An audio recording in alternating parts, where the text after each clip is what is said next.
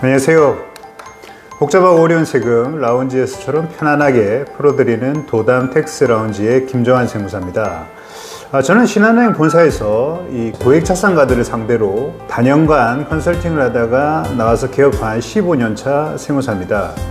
오늘 말씀드리고자 하는 것은 연말이 되면 개인 사업자로서 우리가 매출이 급격히 늘거나 또는 이제 성실 사업자를 목전에 둔 개인 사업자분들이 법인 전환에 대해서 상당히 많이 고민을 합니다. 그래서 이 법인 전환을 하는 것이 반드시 세무상 유리한 것인가? 세금 절감 차원에서 해야만 하는 것인가? 아니면 어떤 법인은 해야 되는데 어떤 법인은 안 해야 되는 것인가? 이런 것들에 대해서 보다 실무적인 사례를 바탕으로 해서 말씀을 드리고자 합니다. 그리고 또 하나 중요한 것은 우리가 조세특례제한법상 포괄양수도나 현물 출자에 의해서 부동산이 있는 법인들의 경우에는 이 양도세 때문에 또는 취득세 때문에 법인 전환을 못하는 경우들이 있는데 이런 경우도 특례 규정을 적용해서 법인 전환을 하는 것이 옳은 것인지 그런 부분에 대해서 한번 말씀을 드려보도록 하겠습니다. 우선 이 법인 전환이라는 것은 오늘 또 이제 손님이 한 분 오셨는데 지금 개인 사업자를 영위하다가 이제 법인으로 매출액이 급격하게 늘다 보니까 특히 저희 이 업체 중에서는 전자상거래 업체 그리고 유튜버 제작 대행 마케팅 업체 그리고 이제 폐기물 처리 이런 업종에서 매출액이 어렵지만 급격하게 늘어나는 성향이 있었습니다. 그래서 이런 업체 사장님들을 대상으로 우리가 이제 법인 전환을 하는 데 있어서 어떠한 부분에서는 법인 전환을 해야 되고 어떠한 부분에서는 하지 말아야 하는 것인지 그걸 우선 말씀을 드리면 이 법인 전환을 하게 되면 일단은 리베이트성 경비 즉 증빙 없이 돈을 빼기가 상당히 어려운 게 가장 큰 문제입니다. 따라서 우리가 2차, 3차 벤더들 같은 경우에는 업체 관행상 현금을 좀 빼서 어떤 리베이트라든지 다른 부분에서 관행적으로 안 할 수가 없는 그런 경우들이 있지 않습니까? 그런 경우라면 법인으로 전환하시면 상당히 곤란해집니다. 왜냐하면 가지급금이 굉장히 늘어나기 때문이죠. 그런데 이제 어떤 회사들은 보면 매출액이 200억이 넘어가는데도 불구하고 아직까지 개인 사업자로 하고 있는 그런 업체들도 있는데 그런 데들은 그만큼 증빙 없이 사실 끊는 매출이 많이 있어서 그때까지 이제 개인 사업체로 갔다는 것이죠. 그래서 이런 리베이트성 경비 또 개인 사적으로 써야 될 경비 이런 것들이 많으신 분들은 법인 전환을 하시면 안 됩니다. 그런데 이제 이런 업체들도 어느 정도 규모가 넘어가게 되면 결국은 이제 뭐 대기업사들을 상대로 한다든지 국가의 어떤 뭐 군수 산업이라든지 뭐 국방부에 납품을 한다든지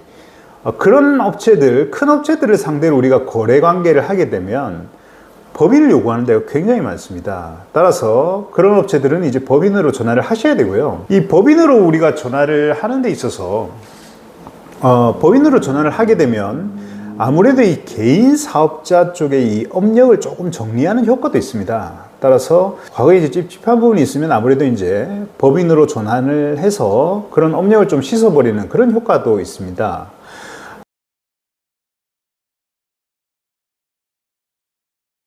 우리가 이제 법인 전환을 함에 있어서 가장 중요한 것 중에 또 하나가 바로 이 부동산입니다.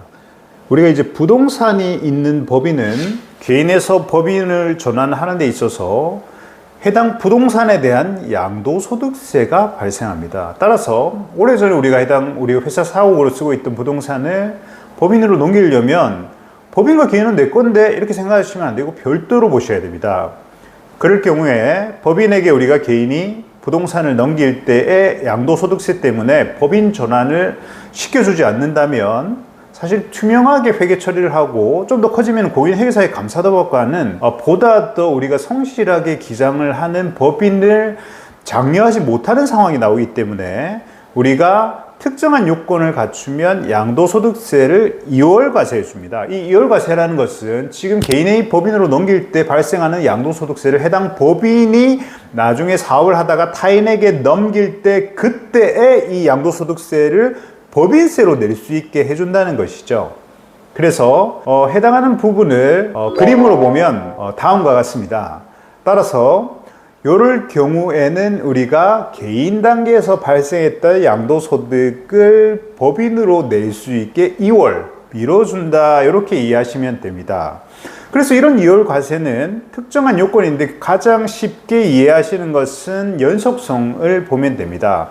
따라서 개인 단계 하던 사업을 그대로 포괄적으로 법인으로 다 넘겨버리고 직원도 다 넘겨버리고 하면 그럴 경우에는 우리가 양도소득세 걱정 없이 법인으로 넘길 수 있다라는 말씀을 드리고요.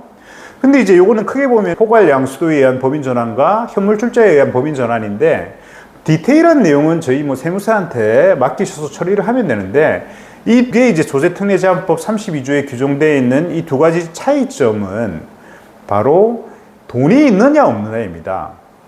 우리가 이 돈이 있으면 한 달 정도 쓸 수 있는 돈이 있으면 포괄 양수도로 쉽게 가면 되고 그런 돈이 없으면 현물 출자로 해서 넘겨야 됩니다. 이 말인 즉슨 우리가 포괄 양수도를 하는 조건 중에서는 아까 말씀드렸던 개인 사업장에 결산을 해서 순자산 가액 이상으로 우리가 자본금을 불입하게 되어 있는데 그 자본금을 불입하는 것이 바로 순자산 가액 이상이 나와야 된다라는 거죠. 따라서 이 경우에 우리가 쉽게 그림으로 한번 보시면 그렇습니다. 첫 번째로 우리가 예를 들어서 이제 법인이 순자산 가액이 10억 정도가 산정되었습니다. 그러면 금융기관으로부터 대출이 가능하면 그 10억을 빌리죠. 10억을 빌려서 신설 법인을 세워놓고 거기에다가 빌린 10억 자본금을 넣습니다. 넣고 나면 자 다음 케이스로는 우리가 개인이 법인에게 자산 부채를 팔아버리죠. 그러면 법인은 개인에게 샀으니까 대가를 줘야 될 거 아닙니까? 그 대가를 빌려온 자본금으로 줘버리는 거죠. 그러면 개인이 그 10억을 받아서 다시 은행에 갚아버리면 됩니다. 쉽죠? 한 바퀴 돌리는데 보통 한 달 정도는 시간이 필요하니까 그 한 달 정도 빌릴 수 있는 정도의 순자산, 즉 자본 이상의 금액이 있으면 포괄양수도로 해서 들어가면 수월합니다. 그런데 이게 이제 자산가액이 굉장히 커진 데는 100억이 있을 수도 있지 않습니까? 자산에서 부채를 뺀 순자본이 100억 이상이면 못 빌리지 않습니까? 능력이 안 되는 사람들도 많죠. 그래서 오늘 오신 고객분들도 여러 가지 사례를 설명하는데 딱 돌렸을 때 자본금 이 정도 한 달 정도 돌릴 수 있습니까? 했을 때 없다라고 하면 그러면 이건 패스입니다. 못하는 겁니다.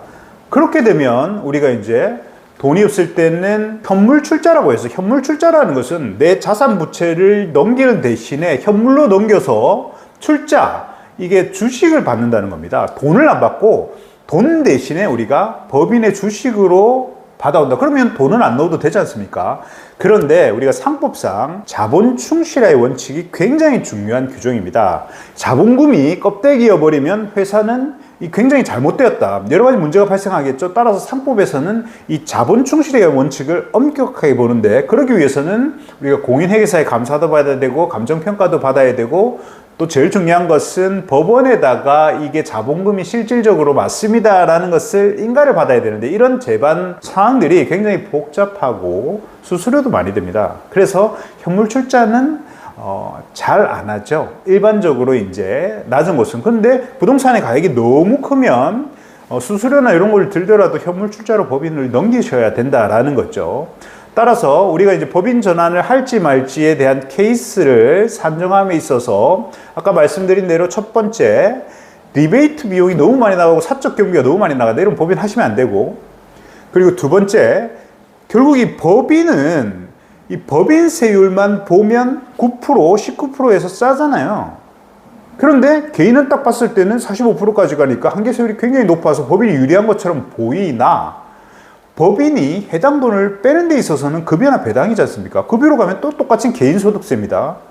따라서 법인이 무조건 유리한 것은 리베이트가 별로 발생하지 않고 투명하게 할 수 있고, 사업 관련해서 해당 경비를 쓸 수 있으면 전부 카드 쓰는 게 비용으로 인정되기 때문에 무조건 법인이 유리하다. 이렇게 보시면 됩니다.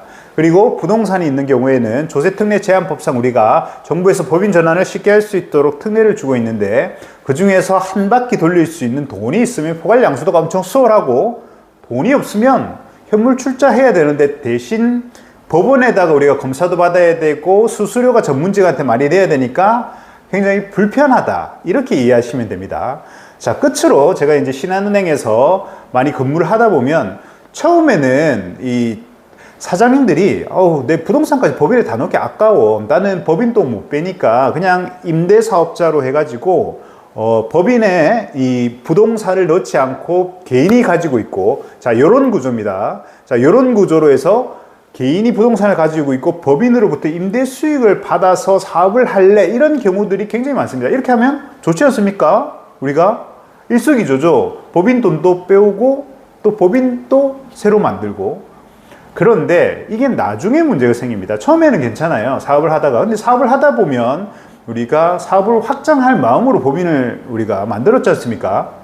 그런데 하다 보면 대출에서 은행으로부터 차입도 하고, 그래야 레버리지 효과로 사업도 확장을 하는데, 어느 순간에 가면 우리 은행에서는 회사의 신용평가를 합니다. 그것이 가장 중요한 것이 재무제표를 보는 것인데, 해당 재무제표에 부동산이 없으면 사람으로 치면 등뼈, 체력, 골격이 굉장히 약하다고 볼 수 있습니다. 그래서 위기의 상황에서 쓰러질 수 있는 체력이 없는 사람이다, 이렇게 보기 때문에 은행에서 지점장들이 와서 사장님 부동산 넣으세요, 이런 말을 굉장히 많이 합니다. 왜냐하면 부채 비율이 너무 높습니다, 자기 자본 비율이 낮습니다, 뭐 이런 이유 때문에 넣으라고 합니다.